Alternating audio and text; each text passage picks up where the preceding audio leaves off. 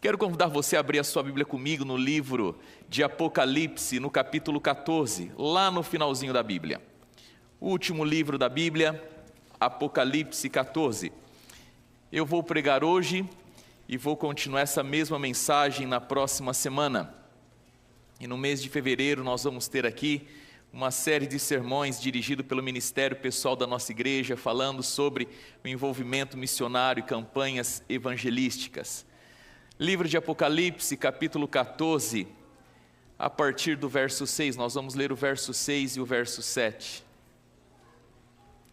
Diz assim a palavra de Deus: Vi outro anjo voando pelo meio do céu, tendo um evangelho eterno para pregar aos que se assentam sobre a terra, e a cada nação, e tribo, e língua, e povo, dizendo em grande voz: Temei a Deus e dai-lhe glória, pois é chegada a hora do seu juízo, e adorai aquele que fez o céu, e a terra, e o mar, e as fontes das águas. Olhe para a foto que vai aparecer para você.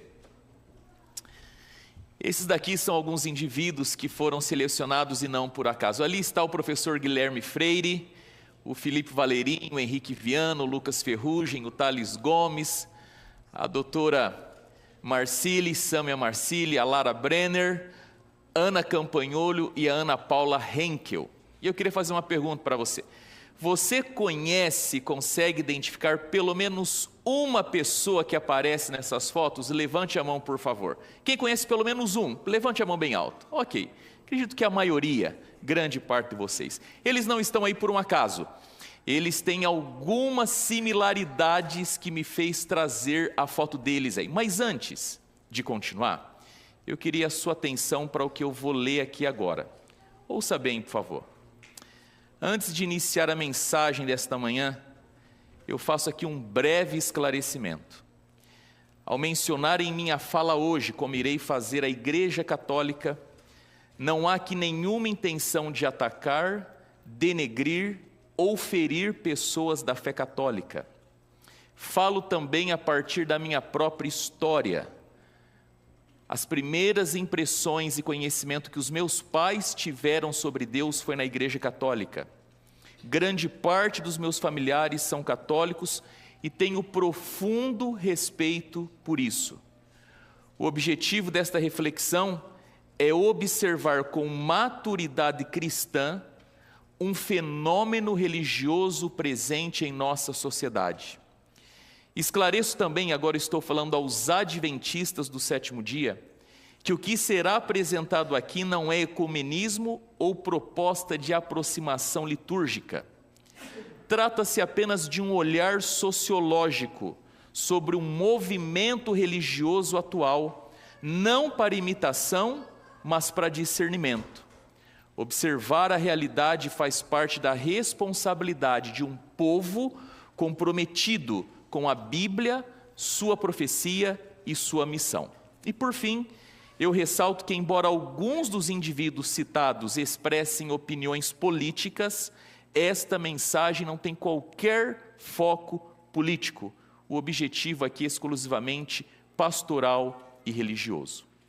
Apresentei essas fotos, falei desses nomes, quero mostrar algumas coisas que eles têm em comum. Com exceção da Ana Paula Henkel, todos aí são jovens adultos de 30 a 45 anos de idade, são grandes influenciadores digitais, gente que prega um discurso de um conservadorismo religioso, cultural e político, grande capacidade intelectual, são inteligentíssimos, independência financeira, a maior parte deles são ricos, e eles têm uma mesma narrativa comum. Eles falam sobre estabilidade existencial. Mas para mim, nesta manhã, o que mais os une é justamente o fato deles serem católicos raiz. E eu tomo a liberdade de adjetivá-los como católicos raiz, porque nós crescemos numa cultura onde era muito comum nós ouvirmos assim, eu sou católico, mas não praticante. Esses indivíduos, eles são católicos praticantes, eles vivem o catolicismo em toda a sua realidade.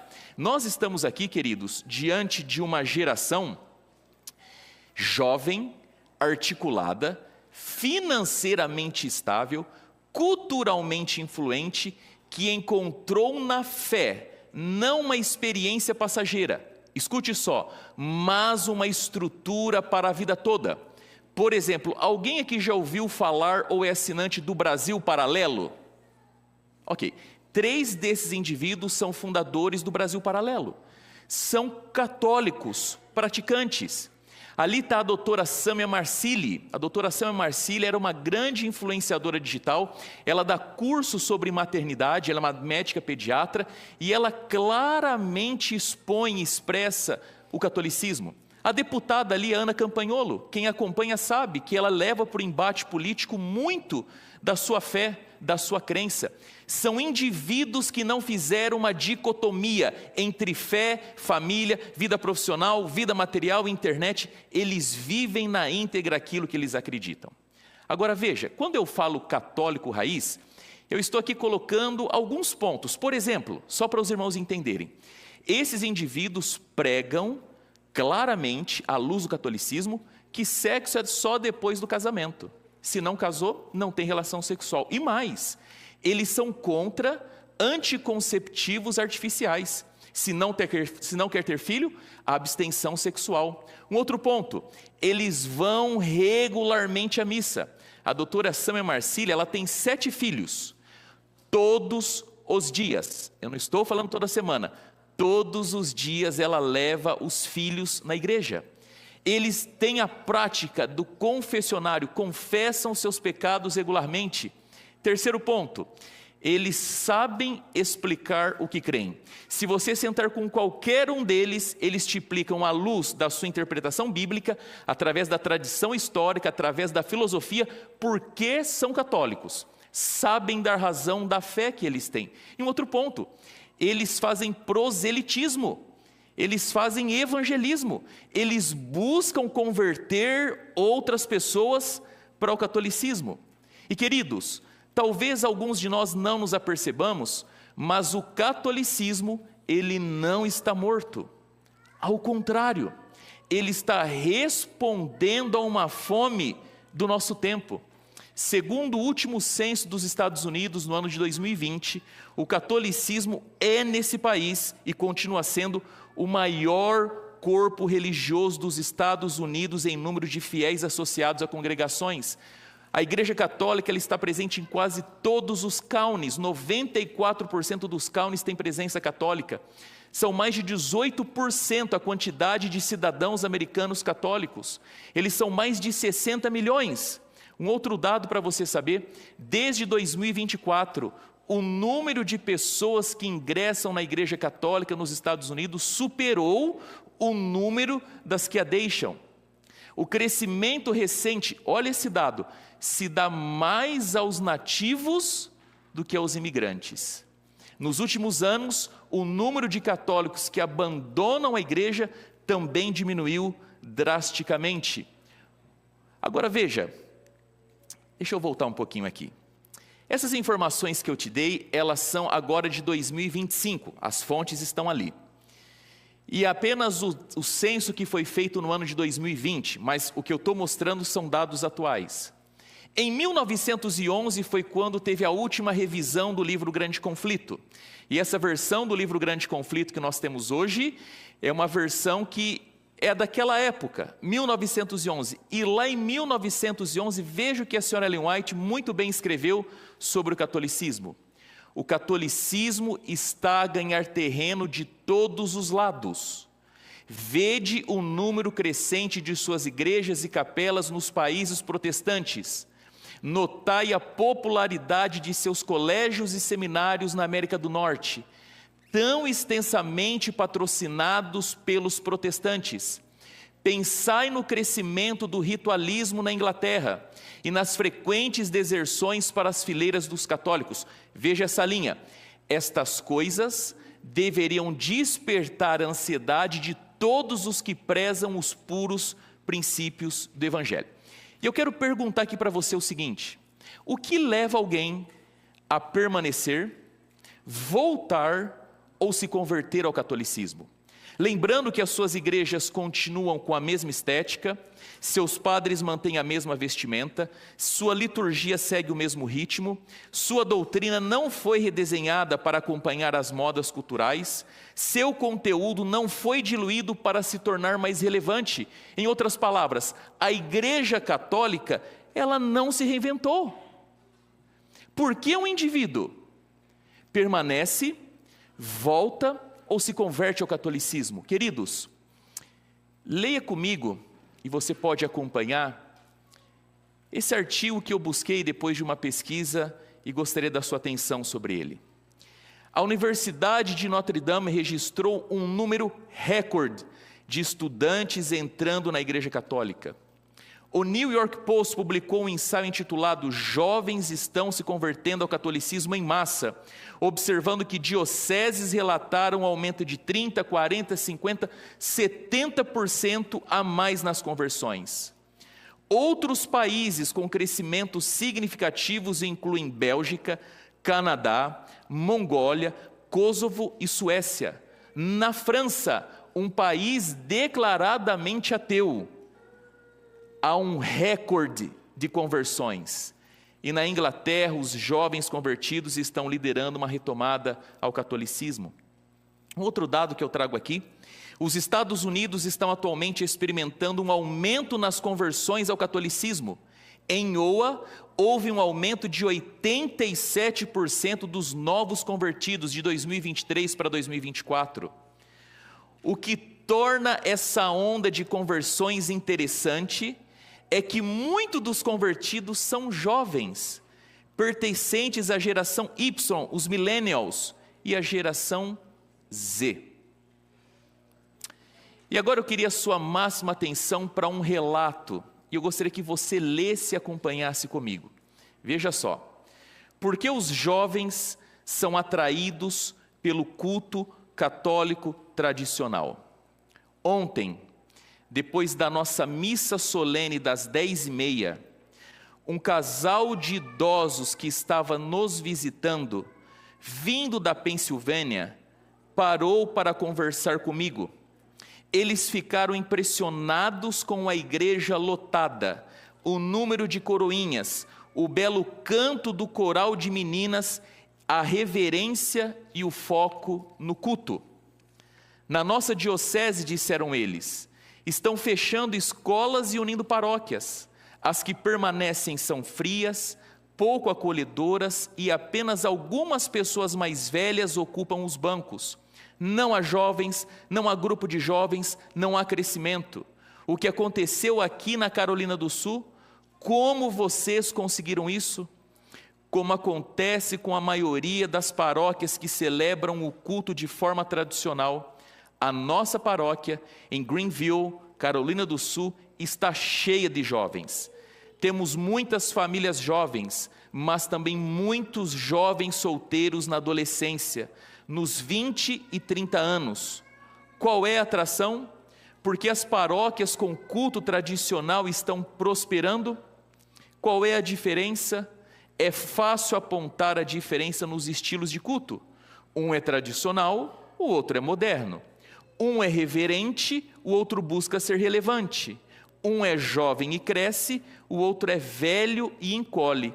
Mas quais são as raízes mais profundas? Antes de tudo, acredito que o culto católico tradicional é atraente para os jovens porque representa um contraste radical com a sociedade falsa e relativista na qual eles estão imersos.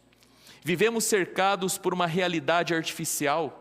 A inteligência artificial e as telas nos fazem contemplar constantemente formas falsas de realidade.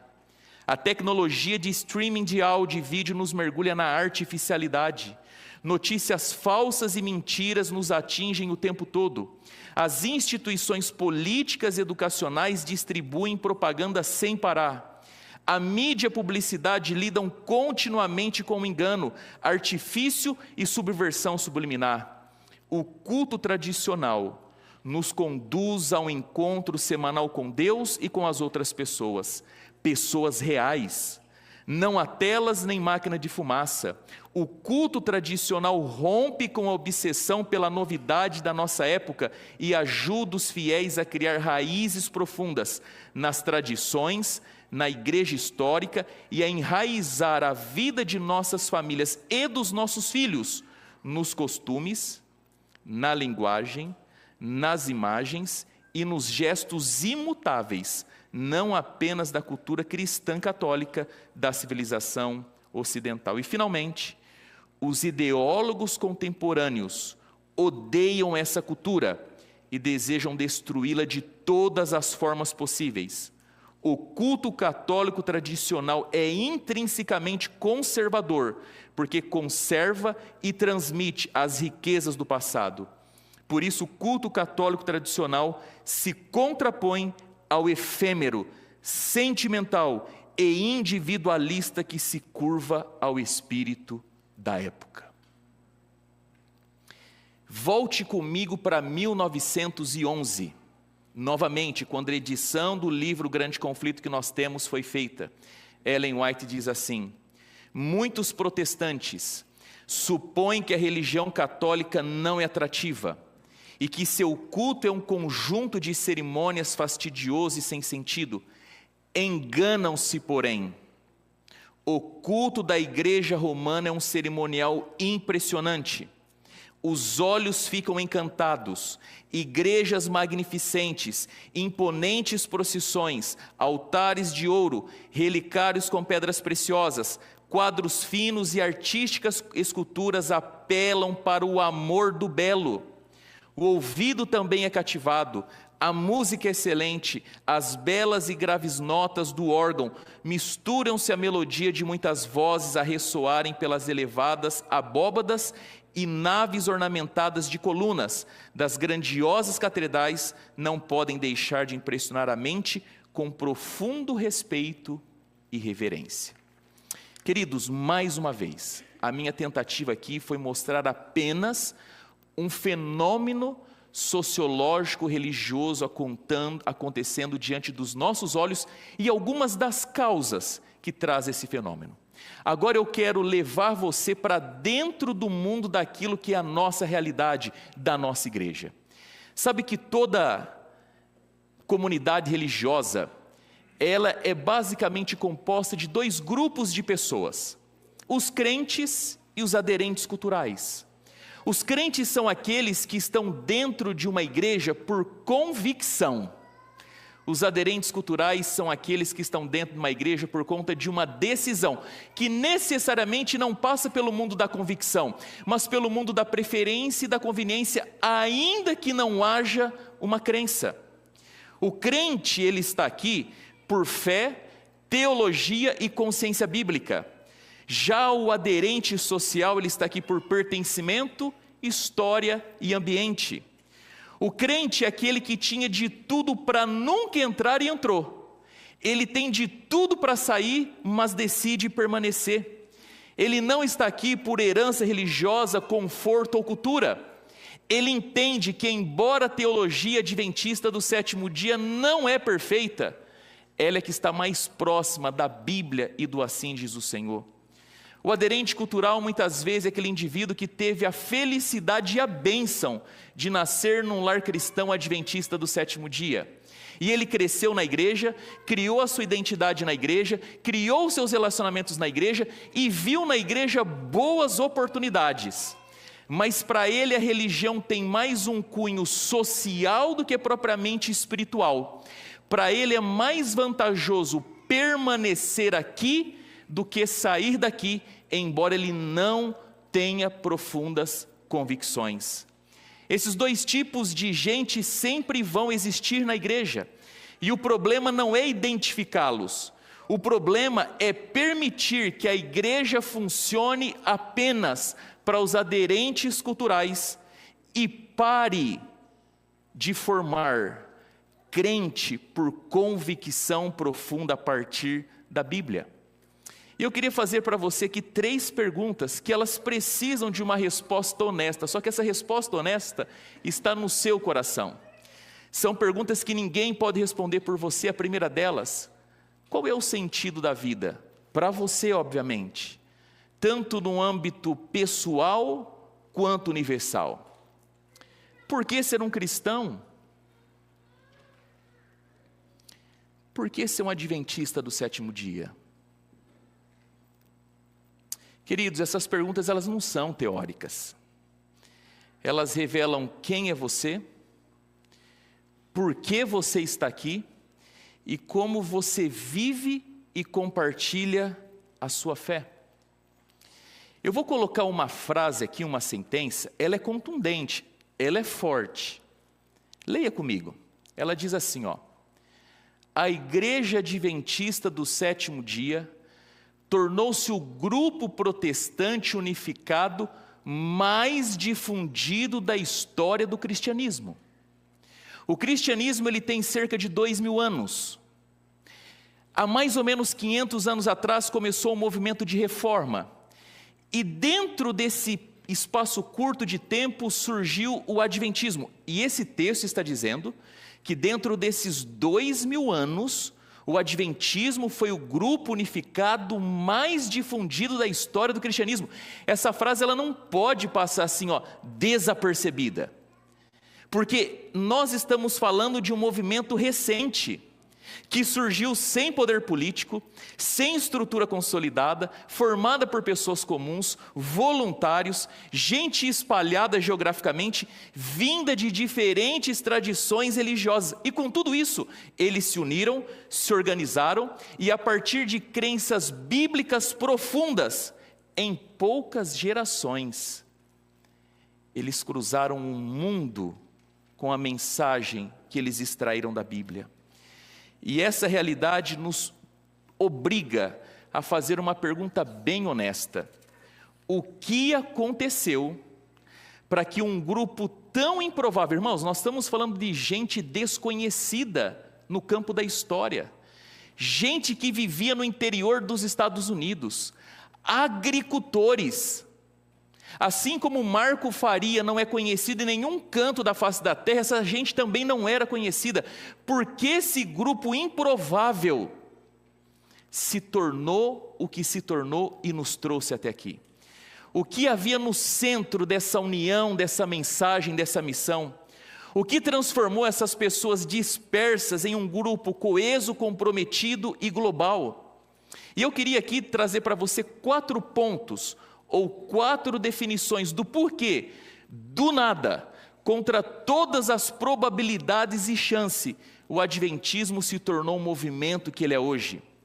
4 pontos apenas: autopertencimento de custo, afirmação da verdade, consciência profética e a crença no derramamento do Espírito Santo. Vou repetir para você: alto custo de pertencimento, afirmação da verdade, consciência profética e o derramamento do Espírito Santo. Primeiro ponto, alto custo de pertencimento. Olha essa frase: as pessoas tendem a valorizar a religião com base no quanto custa pertencer a ela.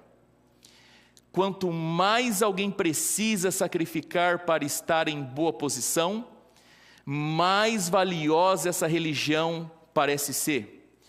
Quando nós olhamos para trás na história do adventismo, fica evidente que os nossos pioneiros, eles não se vincularam a uma instituição pronta. Eles fundaram, formaram e sustentaram o movimento. E queridos, esse movimento custou tudo para eles.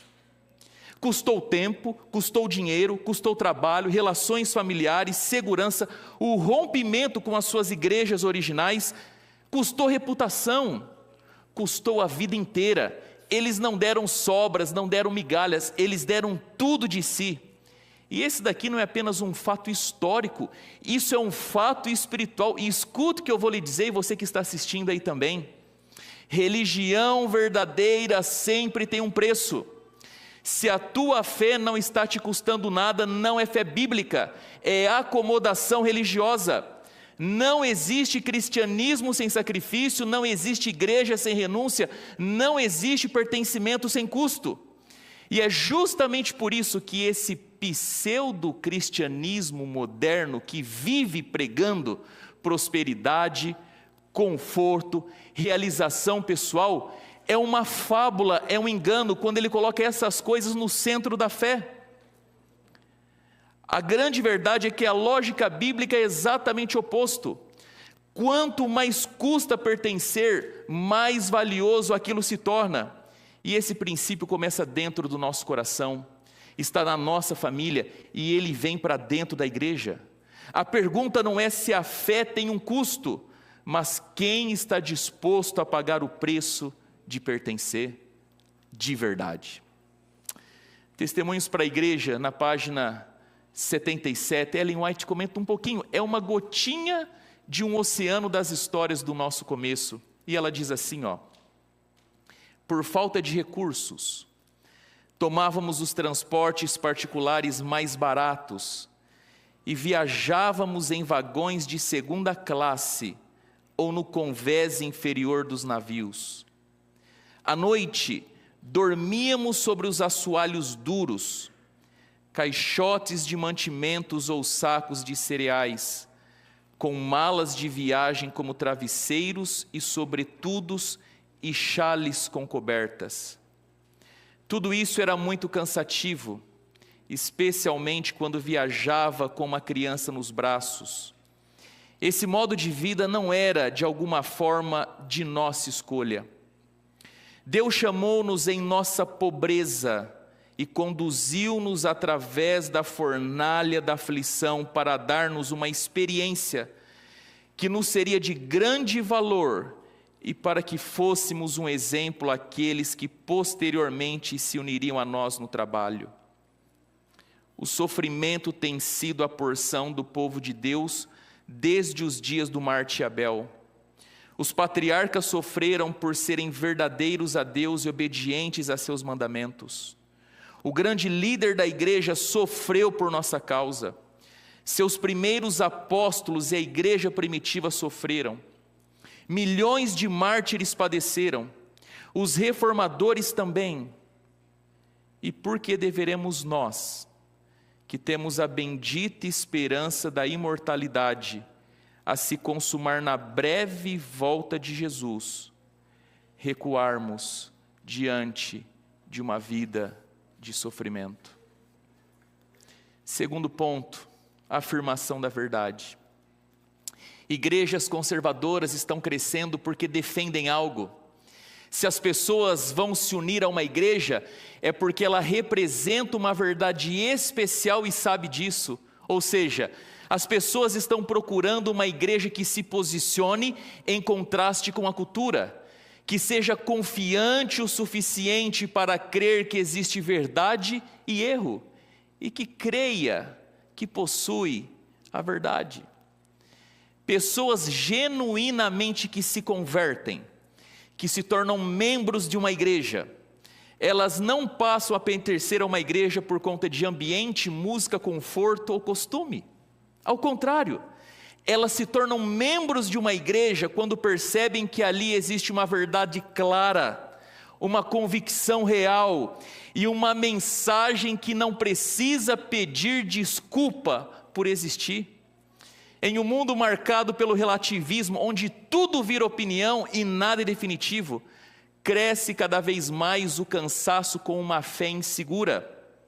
A própria Escritura já denunciava isso. Paulo escreveu para Timóteo na segunda carta, capítulo 4, verso 3, dizendo: Timóteo, chegará um momento da história que as pessoas não mais conseguirão ouvir sobre a sã doutrina.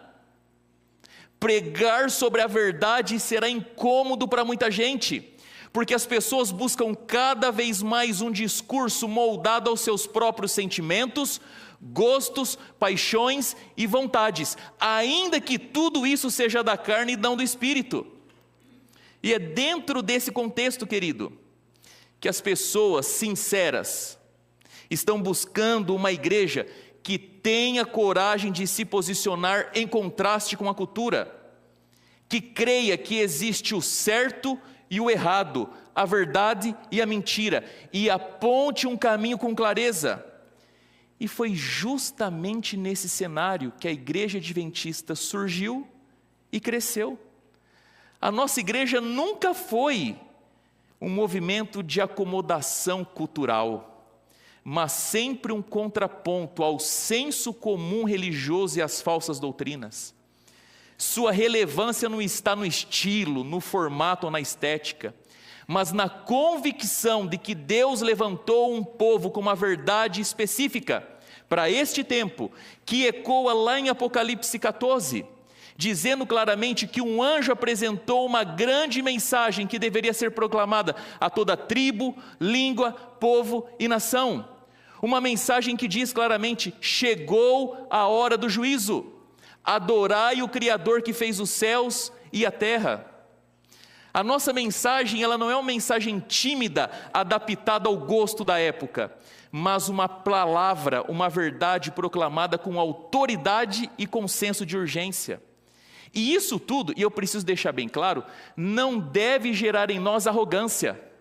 Nós não somos melhores do que as pessoas do mundo, irmãos. Ao contrário, saber disso nos gera um alto grau de responsabilidade.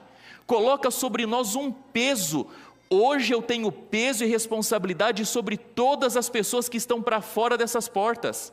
Nós não somos melhores do que o mundo, nós somos responsáveis pelas pessoas que estão no mundo. Ao longo da história, a fé sempre avançou quando ela teve coragem de ser distinta e contracultural.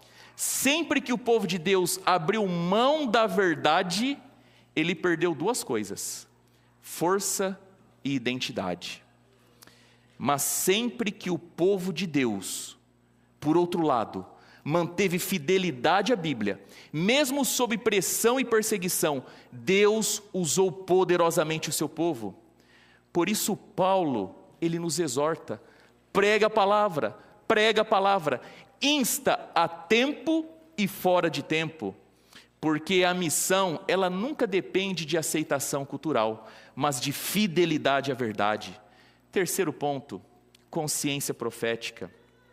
Diz assim a frase que vem na sequência. Deixa eu voltar. Eu acho que essa daqui, por alguma razão, não está aparecendo. Mas eu leio daqui da frente. O adventismo moderno está firmemente enraizado nas visões apocalípticas de Daniel e do Apocalipse. É uma frase de George Knight, um dos maiores historiadores da igreja. Queridos, nós somos o adventismo moderno, e sabe por quê? Porque desde o Éden, quando o homem peca, sempre houve indivíduos e um povo adventista, sempre houve uma geração esperando Jesus Cristo vir. E atualmente, eu queria dizer o seguinte a você: como em qualquer área da vida, a identidade começa com clareza. Escute só, identidade começa com clareza. Você consegue imaginar comigo um padeiro? O que ele faz? Pão, ele sabe a receita do pão. Um médico, ele sabe com clareza sobre diagnóstico, receita e tratamento. Um engenheiro, e tem alguns aqui na igreja, sabe sobre planta, sobre cálculos, ele sabe sobre estrutura. Ninguém faz o que faz muito bem feito sem ter clareza no seu fundamento. Da mesma forma, todo adventista deveria ter muito clareza da sua essência e fé profética.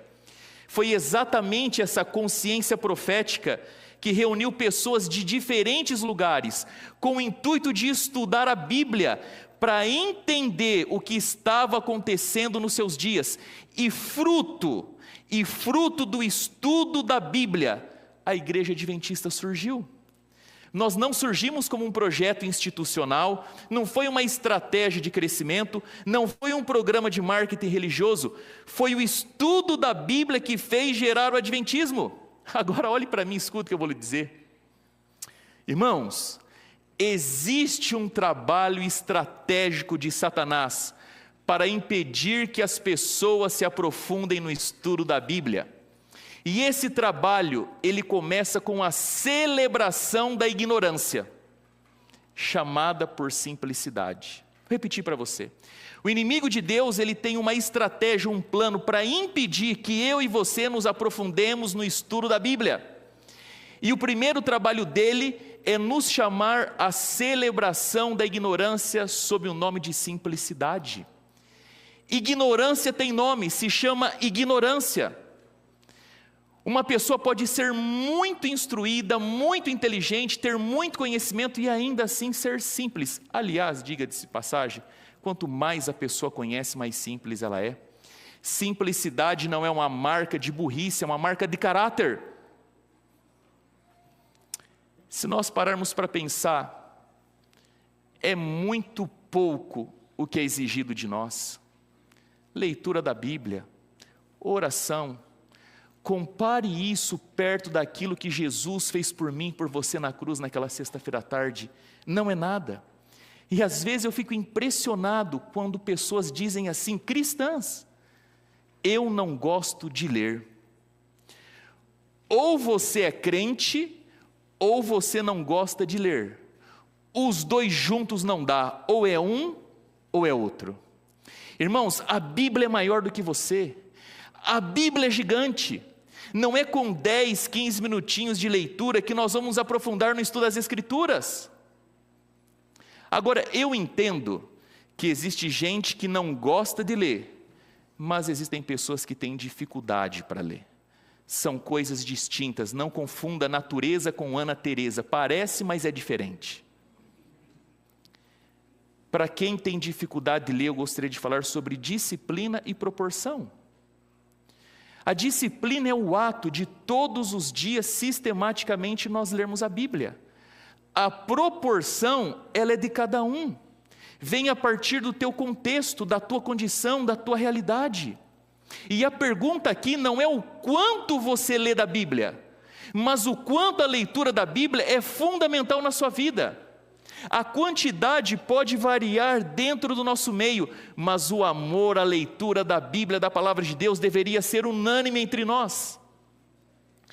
Aonde o adventismo chegou, seja por meio das escolas, igrejas, hospitais, orfanatos, publicadoras, ele sempre deixou claro que o centro é a Bíblia e isso não muda. E quando a Bíblia é aberta com profundidade, inevitavelmente nós chegamos às profecias de Daniel e Apocalipse, que não existem para satisfazer a nossa curiosidade. Existem para mostrar em que tempo da história nós estamos. O que está acontecendo e por que está acontecendo, e para onde a história caminha. A identidade adventista do sétimo dia está na Bíblia desde Gênesis até Apocalipse, mas é fato que nas profecias nós encontramos um caráter específico a partir de uma mensagem para os nossos dias e não para um outro. E quando a gente perde essa mensagem, esse caráter profético, a missão enfraquece e se esvai. Mas quando a nossa identidade profética é preservada, a igreja entende quem é, por que está aqui e aquilo que ela deve fazer. E o quarto ponto, o derramamento do Espírito Santo. Eu tenho 2 textos apenas. Diz assim o primeiro: a descida do Espírito Santo sobre a igreja é olhada como estando no futuro. E é, porém, o privilégio da igreja tê-la agora. Buscai-a, orai por ela, crede nela.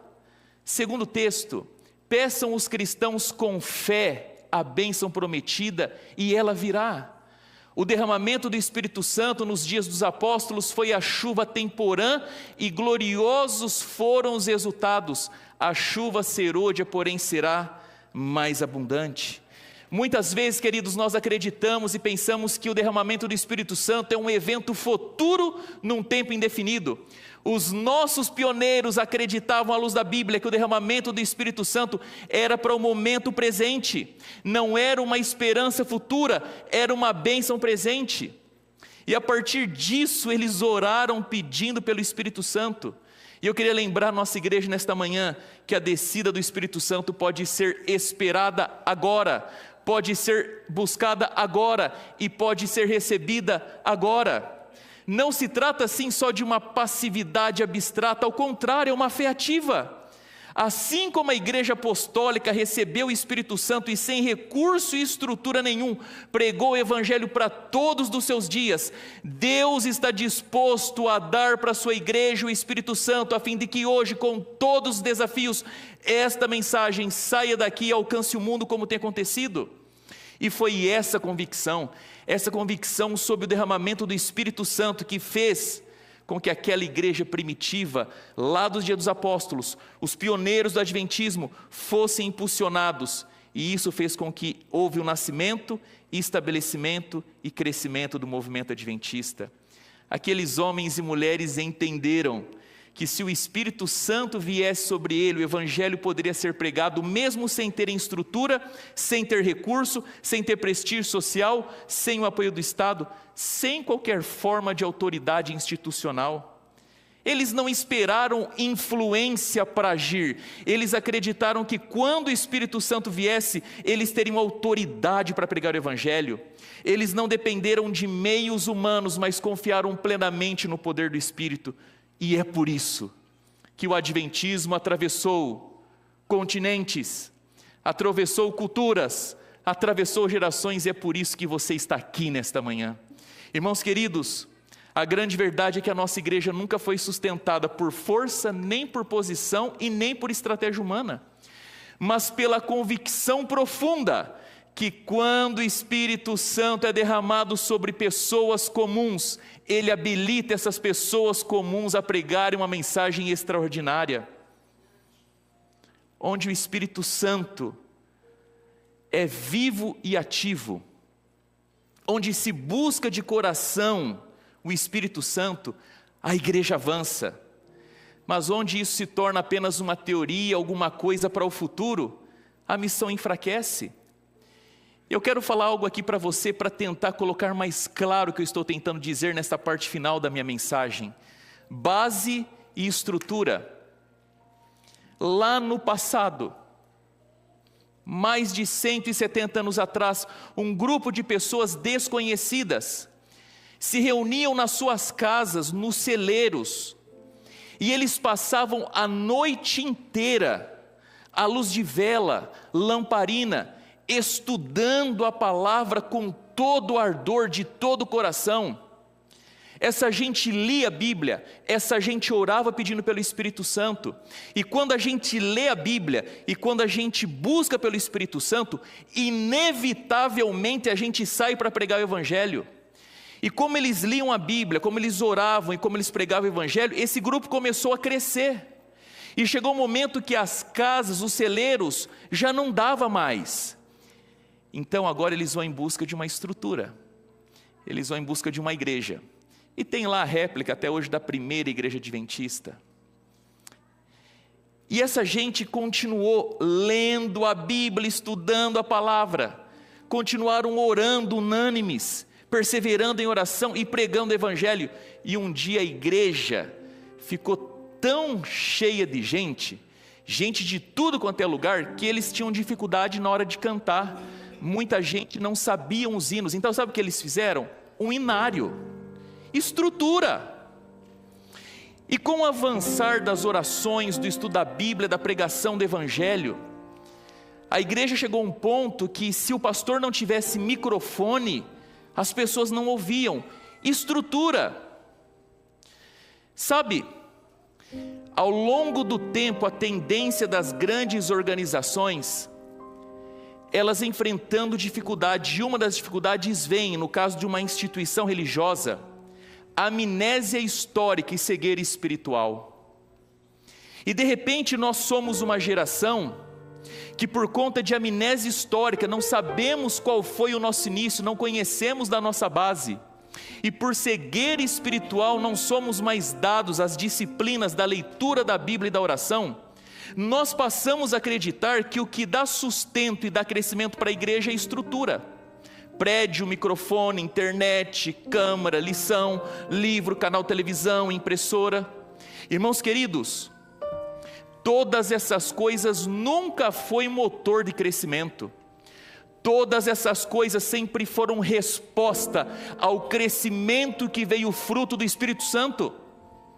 E você já parou para pensar que muito dos nossos programas, reuniões, discussões, atividades, recursos financeiros tem mais que ver com a estrutura do que com a base? E não é à toa que lá na igreja primitiva eles oraram 10 dias, pregaram 10 minutos e 3.000 pessoas se converteram. Hoje nós oramos 10 minutos, pregamos 10 dias E se muito, 3 pessoas se convertem. Porque nós estamos mais dependentes da estrutura, mais confiantes na estrutura, mais expectantes da estrutura do que da base. Escuta o que eu vou lhe dizer aqui agora, eu quero um pouco mais fundo nisso. Alguns de nós queremos sair da linha da pobreza e passarmos para a linha da riqueza. Gente que quer ser rica. E acontece que às vezes gente quer ser rica, sabe o que ele faz? Começa a se vestir como rico, compra carro de rico, relógio de rico, come nos restaurantes de rico, vai para os destinos turísticos de rico. Sabe o que acontece no final? Além de não ficar rico, fica mais pobre pelas dívidas que contraiu querendo se passar por rico. Quando a gente quer se tornar rico, a gente não faz as coisas de rico, a gente procura saber e fazer o que um rico fez para se tornar rico. E pode ser que hoje a gente olhe a igreja adventista no seu grande movimento ou em outros lugares, ou até movimentos não adventistas, que a gente olha assim e parece que está tudo bem, tudo crescendo, e a nossa tendência é querer dar um Ctrl+C, Ctrl+V, replicar, estrutura. Mas a nossa igreja um dia foi um movimento improvável, foi um movimento que desafiou a lógica, a chance, e a nossa igreja mostrou qual a receita, o caminho para o crescimento. E o caminho não é outro senão clamor, busca sincera, dependência absoluta de Deus e fé no derramamento do Espírito Santo para hoje, para agora. Porque quando essa base é restaurada, a estrutura entra para o seu devido lugar. Mas quando a gente tenta sustentar a igreja apenas imitando o modelo, sem voltar à fonte espiritual, nós corremos o risco de administrar muito e avançarmos pouco. Queridos, quando nós vamos ao livro Atos dos Apóstolos, o maior guia de igreja para todos os tempos e todos os lugares, na página 47, ali uma página inteira dizendo sobre os efeitos que o Espírito Santo causou naquela igreja quando ele veio até ela. Sabe quais foram os efeitos? As boas novas de um Salvador ressuscitado foram levadas até as mais longínquas partes do mundo. A igreja viu conversos vindo para ela de todas as direções. Extraviados converteram-se novamente. Alguns que haviam sido os mais ferrenhos inimigos do evangelho tornaram-se seus campeões. Cada cristão via seu irmão uma revelação do amor e da benevolência divina. A ambição dos crentes era revelar a semelhança do caráter de Cristo e trabalhar pelo desenvolvimento do seu reino. Não podiam ser reprimidos nem intimidados por ameaças, e finalmente manifestavam-se milagres da divina graça. E por conta disso, tudo que aconteceu é que a estrutura precisou de existir para dar sustento ao crescimento feito pelo Espírito Santo. Mas talvez você está se perguntando assim, mas escuta, pastor, por que a gente não vê isso hoje na igreja? Será que a gente tem que esperar um tempo para essas coisas voltarem a acontecer? No mesmo livro, Ellen White diz assim: se o cumprimento da promessa não é visto como poderia ser, é porque a promessa não é apreciada como devia ser. Ela está dizendo uma coisa só. Não acontece, não é porque a gente tem que esperar um tempo para isso acontecer. Não acontece porque nós não apreciamos, não buscamos, não pedimos, não acreditamos, nós não nos rendemos a essa verdade. Existem algumas coisas na nossa vida que acontecem para que a gente possa orar, mas existem outras coisas que só irão acontecer quando nós orarmos. O Espírito Santo, queridos, ele virá na nossa igreja à medida que nós entendermos que o nosso único meio de sobrevivermos e crescermos é na profunda dependência do Espírito Santo. E quando as nossas reuniões de oração forem maiores, estiverem mais cheias do que as nossas atividades sociais, nesse momento muita coisa começará a mudar na nossa igreja. Pela vinda, o batismo do Espírito Santo, eu quero te fazer uma pergunta aqui para a sua reflexão. Na nossa igreja tem irmãos que têm filhos afastados. Na nossa igreja nós temos familiares que nunca foram adventistas. Nós temos pessoas aqui agora que estão no vale da decisão, se tornam ou não adventista. Na nossa igreja nós temos a necessidade de sermos um só, sermos unidos. Nós temos o desafio de pregarmos o evangelho na nossa área. Nós temos o desafio de pregarmos o evangelho em Guiné-Bissau. Nós temos o desafio de mantermos os nossos filhos nos caminhos do Senhor. Escuta só, se tudo isso dependesse da sua oração, pelo derramamento do Espírito Santo, quanto do Espírito a nossa igreja teria? Vou perguntar de novo. Se a unidade da igreja, se os batismos da igreja, se a unidade da igreja dependesse da sua oração, pedindo pelo Espírito Santo na igreja, quanto do Espírito Santo nós teríamos aqui? Irmãos, as nossas maiores batalhas na vida acontecem na sala de oração. Vou repetir para você. As nossas maiores batalhas da vida acontecem na sala de oração. Problemas espirituais exigem soluções espirituais. Quando nós paramos de orar, nós fazemos as pazes com a derrota. Mas quando nós fazemos da nossa vida um pacto de oração, a derrota se torna uma estranha. Pessoas e vidas que não têm tempo para orar, não têm tempo para vencer. Mas quando nós decidimos perseverar em oração, nós garantimos ali as maiores vitórias da nossa vida. A oração não é o estepe da igreja, ela é o volante que dirige a vida da igreja. A nossa maior necessidade sempre foi e sempre será um compromisso resoluto de fidelidade às Escrituras, de dependência de Deus e de busca pelo Espírito Santo. O meu apelo nesta manhã para cada um de nós é para que verdadeiramente a gente reconheça a base da nossa vida, a base da nossa igreja, aquilo que dá crescimento pessoal, crescimento como igreja, o Espírito Santo do Senhor. Se na igreja primitiva fosse retirado o Espírito Santo, 95% das coisas deixariam de acontecer e todo mundo notaria a falta do Espírito Santo. Se retirarmos o Espírito Santo hoje da nossa igreja, 95% das coisas continuaria acontecendo e ninguém sentiria falta. No dia dos apóstolos, eles podiam dizer: não tenho prata nem ouro, mas o que eu tenho eu te dou, levanta e anda. Hoje nós podemos dizer: nós temos prata e ouro, mas nós não somos mais capazes de dizer: levanta e anda, porque nos falta o Espírito. O Igor vai cantar, ele vai cantar de uma música que é um lindo sermão que fala sobre o batismo, a descida, a unção do Espírito Santo.